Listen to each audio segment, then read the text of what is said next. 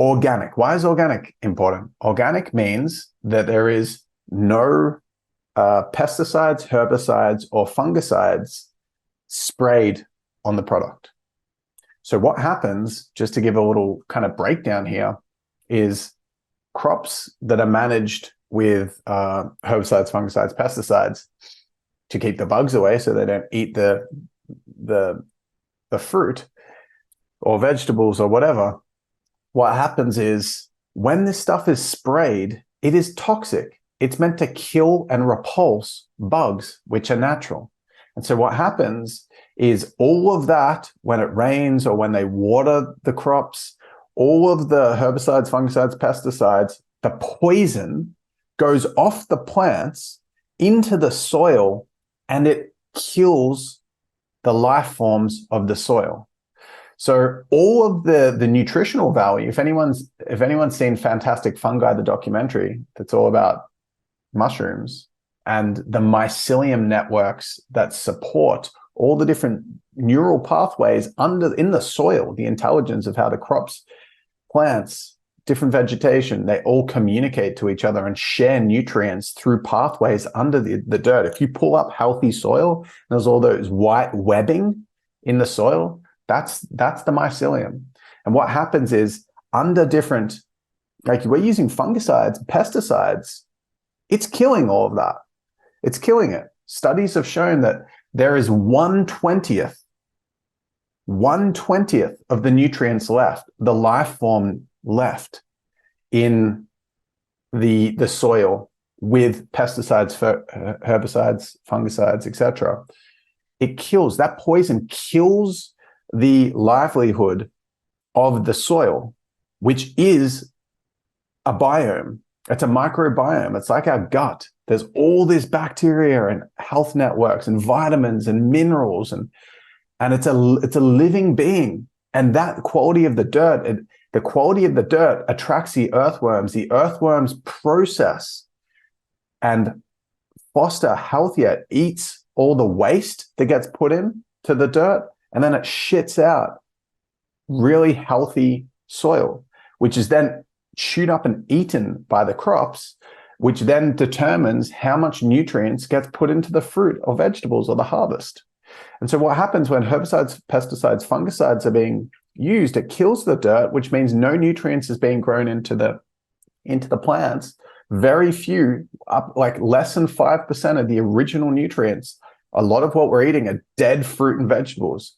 You go in and it looks similar. You look at the apple at Woolworths, Coles, wherever you are around the world, your local grocery store that's non-organic. It looks similar, but it's dead inside. Not only that, it's got all those micro traces of the herbicides, pesticides, fungicides that are inside of the fruit that you're eating. And studies have shown that those micro traces mess up our internal system because we're putting poison into our body. So it doesn't seem like it's a big deal because it looks so similar, but on an energetic level, a nutritional level, on a microscopic level, it's really toxic. It's really unhealthy. So we're not getting enough nutrients. So we're going to eat way more to feel as full and to get the micronutrients we need. So we got to overeat because we don't get as much nutrients from just the basic food that we would have been eating in the past. So very, very, very, very, very, very unhealthy.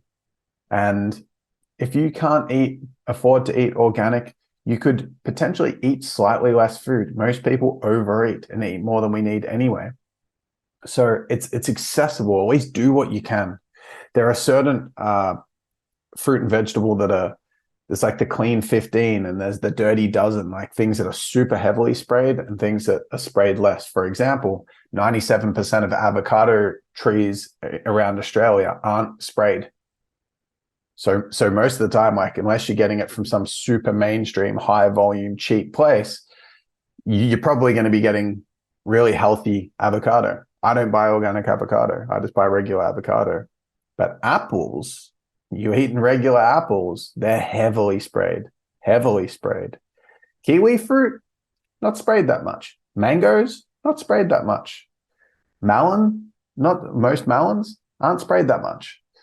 So you can do some research and go, what could you invest in organic with? What do you not need to invest organic with? So that's really important to factor in, that eating organic is crucial. It is crucial. So organic whole foods. So you're getting good quality vegetables and meat. Now, the best hack I could possibly give you when it comes to eating meat, because I haven't even spoken yet. You know what? I'm just going to intervene right now that we're getting on the topic of meat. And I'm going to talk about macronutrient ratio. So macronutrients, proteins, carbs, and fats. Macronutrient ratio is what's the percentage of fats, carbs, and proteins that you're consuming in your diet.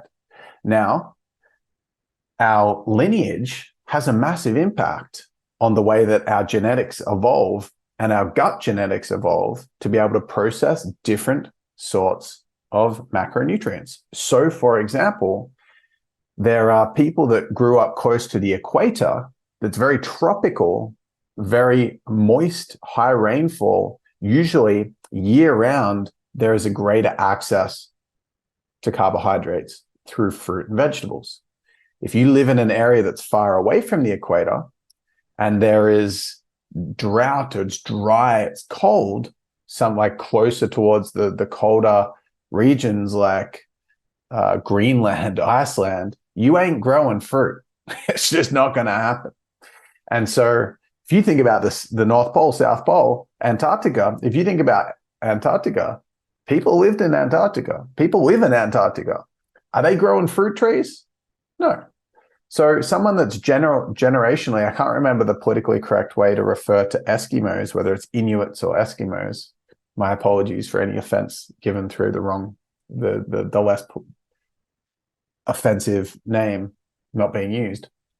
But they eat fatty fish as 90% of their diet, and only 10% is fruit and vegetables. So their gut is used to processing fatty meat as the main thing that they eat. And so their genetics, if you took it out there and you got them to watch the Game Changers documentary talking about veganism, and you put this Eskimo on a vegan diet, their gut is not going to know what to do.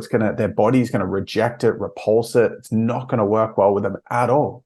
On the same token, if someone grew up right near the equator and you put them on a carnivore diet and they're used to eating mainly fruit and vegetables for generations, their genetics have a predisposition to digesting fruit and vegetables easier. So if you put them on a carnivore diet, they're going to really struggle. And then there's those of us that are kind of in between.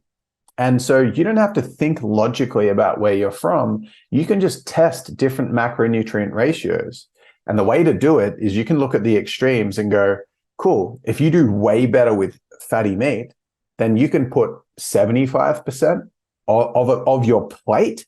Like when you eat a plate of food, you have 75% meat, 25% fruit and vegetables. Okay. Just as a rough guide. If you do better with fruit and vegetables, go 75% fruit and vegetables, 25% meat. Let's not be biased here. I intellectually think meat's bad. I intellectually think fruit has defense chemicals, and I'm not going to eat them. That is true. There are defense chemicals in certain vegetables, and they can be soaked, they can be steamed, they can be boiled to support. Food like kale, broccoli need to be soaked, whereas things that are like fruit, like tomato, does not need that. Avocado does not need that. It can just be eaten without those defense chemicals. So little side hack there. However, you get to experiment with your macronutrient ratio and try it. See how you feel eating more meat, less fruit and veg, or whether you eat more fruit and veg, less meat. Experiment. And maybe you do really well with half and half. I have about half and half. I try to lean slightly more towards having more meat because I notice that I function a lot better on that.